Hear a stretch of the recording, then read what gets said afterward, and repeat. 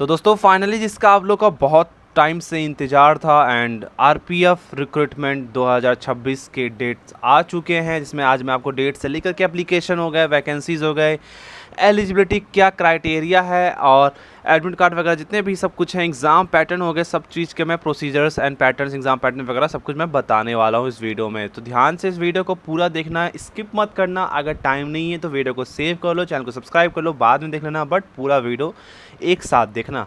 तो अगर मैं आपको बताऊं, सबसे पहले यहाँ पे हाइलाइट्स जो कि यहाँ पे एग्ज़ाम के क्या क्या चीज़ें हैं, कैसे कंडक्ट होने वाले हैं, तो आपको एग्ज़ाम के नेम बता दूं तो एक हो आरपीएफ सब इंस्पेक्टर एंड एक हो जाएगा आरपीएफ कांस्टेबल एग्ज़ाम। ठीक है, यहाँ पे दो पोस्ट्स के लिए होंगे, सब इंस्पेक्टर के लिए एंड कांस्टेबल के लिए, जो कि कंडक्ट किसके थ्रू होता है तो आपको ही मालूम है, इंडियन मिनिस्ट्री ऑफ रेलवेज़ के थ्रू होता है।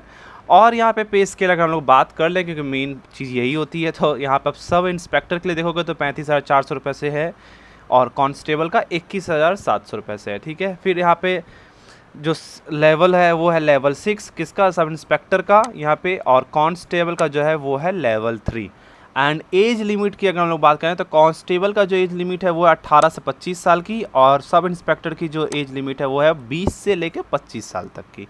एकेडमिक क्वालिफिकेशन बात कर लें तो कांस्टेबल को 10th पास पे ही है, और यहाँ पे सब इंस्पेक्टर की बात करें तो मिनिमम ग्रेजुएशन होना चाहिए। स्टेजेस ऑफ एग्ज़ाम की बात करें तो सब पहले सीबीटी होगा, मतलब कंप्यूटर बेस्ड टेस्ट होगा, फिर पीईटी या पीएमटी होगा, फिजिकल इंटरेस्ट टेस्ट या प्री मेडिकल टेस्ट, देन इसका डीवी होगा, मतलब कि डॉक्यूमेंट वेरिफिकेशन। अब हम बात करेंगे एलिजिबिलिटी क्राइटेरिया, जिसमें से हमने एज लिमिट पर बात कर रखी है, एकेडमिक क्वालिफिकेशन भी बता दिया है, सब इंस्पेक्टर का मिनिमम ग्रेजुएशन होना चाहिए और कांस्टेबल का 10th पास होना चाहिए। फिर इसका आप देखोगे फिजिकल रिक्वायरमेंट्स, जिसमें आपको हाइट एंड चेस्ट वगैरह क्या कैसे क्राइटेरिया है।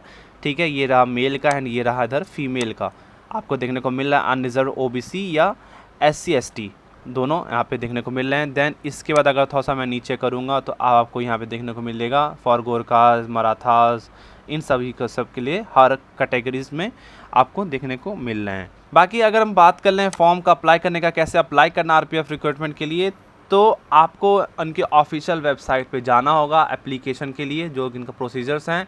बाकी अगर फ़ी की बात कर लें तो जनरल या ओबीसी की जो फ़ी रखी गई है वो है 500 रुपीज़। ठीक है, 400 रुपये will be refunded duly deducting bank charges. ठीक है, और यहाँ पे SC हो गए, ST हो गए, फिर ex serviceman, female minorities, economically backward class जो है उनके लिए 250 रुपये रखी गई है, जो कि fee will be refunded after deducting bank charges. बाकी जो सक्सेसफुली एप्लीकेशन फॉर्म फिल कर देंगे, देन उसके बाद जो उनका एडमिट कार्ड का प्रोसेस है वो उनको इनके ऑफिशियल वेबसाइट पे मिल जाएगा। जैसा कि यहाँ पे आपको देखने को मिला, candidates who successfully fill out the application form are issued the RPF 2026 admit card.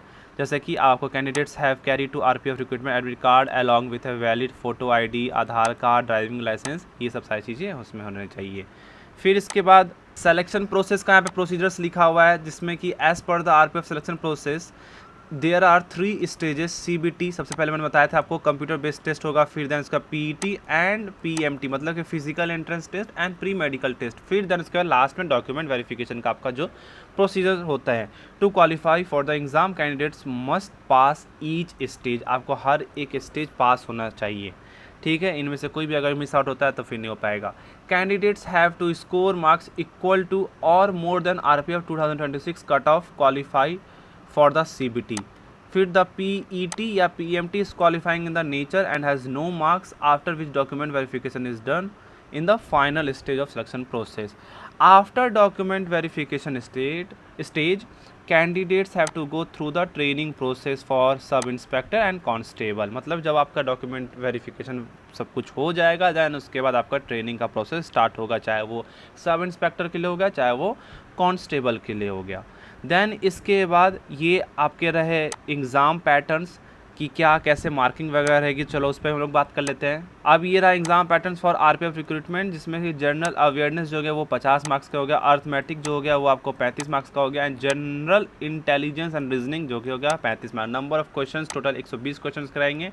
Time of duration जो आपका रहेगा वो रहेगा 90 मिनट का, मतलब कि 1.5 घंटे का। सबसे मेन चीज़ कि आपको प्रिपरेशन कैसे करना है, लाइक आपका सिलेबस क्या रहेगा। सिलेबस पर अगर हम लोग बात करें तो जनरल अवेयरनेस, जिसमें art and culture, geography, economics, Indian history, ये सब आपको देखने को मिलेगा। अर्थमेटिक में आपको क्या क्या रहेगा, number system, interest, profit and loss, time and distance, फिर डेसिमल एंड फ्रैक्शंस, एवरेज, ये सब। फिर जनरल इंटेलिजेंस एंड रीजनिंग में analogies, visualisation, statements and conclusions, decision making, coding and decoding, ये सब सारी चीज़ें आपको पूछी जाएगी।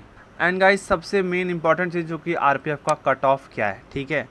अब इनमें भी कैटेगरी आपको ही मालूम होगा कि जनरल एंड ओबीसी के लिए और एससी एसटी के लिए। तो यहाँ पे जो आपका the qualifying marks for CBT exam जो होता है, ठीक है, कंप्यूटर बेस्ड टेस्ट, उसका 35% है किसके लिए, जनरल एंड ओबीसी कैटेगरी के लिए, और 30% कट ऑफ है जो कि एससी एंड एसटी के लिए। तो आई होप गाइस आप लोग को ये वीडियो पसंद आए होगी, एंड कोई भी क्वेरी होगा तो मेक श्योर आप लोग कमेंट बॉक्स में ज़रूर क्वेरी करना। बाकी अगर आपको ये पीडीएफ चाहिए, फुल डिटेल्स चाहिए आपको पीडीएफ फॉर्म में, तो कमेंट कर दो आप लोग पीडीएफ, और मैं आपको डिटेल्स शेयर कर दूंगा। बाकी मैं पिन आपको डिस्क्रिप्शन में भी आपको डिटेल्स सब कुछ देखने को मिल जाएंगे, तो एक बार ज़रूर आप लोग चेकआउट कर लेना। Thank you.